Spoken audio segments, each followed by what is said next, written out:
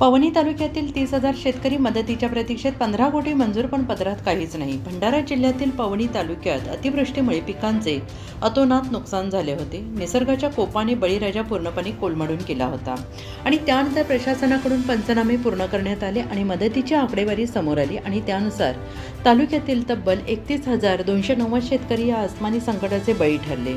शेतकऱ्यांच्या या नुकसानीची दखल घेत शासनाकडून 15,41,68,290 रुपयांचा भरघोस निधी मंजूर करण्यात आला. या बातमीने शेतकऱ्यांच्या आशा पल्लवित झाल्या. मात्र आता हीच निधी तहसील कार्यालयाच्या लाल फितीत अडकलेला असल्याचं चित्र दिसत आहे. आश्चर्याची बाब म्हणजे मंजूर झालेल्या 15 कोटींपैकी आत्तापर्यंत केवळ 870 शेतकऱ्यांच्या खात्यात मदतीची रक्कम जमा करण्यात आलेली आहे आणि उर्वरित 30,000हून शेतकऱ्यांच्या बँक खात्यात अद्याप 1 रुपयासुद्धा जमा झालेला नाही.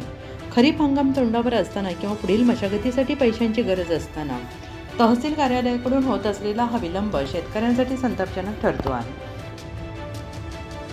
पूरग्रस्त देण्याकरता आपल्या तालुक्यामध्ये 1,290 शेतकऱ्यांकरता 15,41,68,290 इतकी रक्कम प्राप्त झाली होती.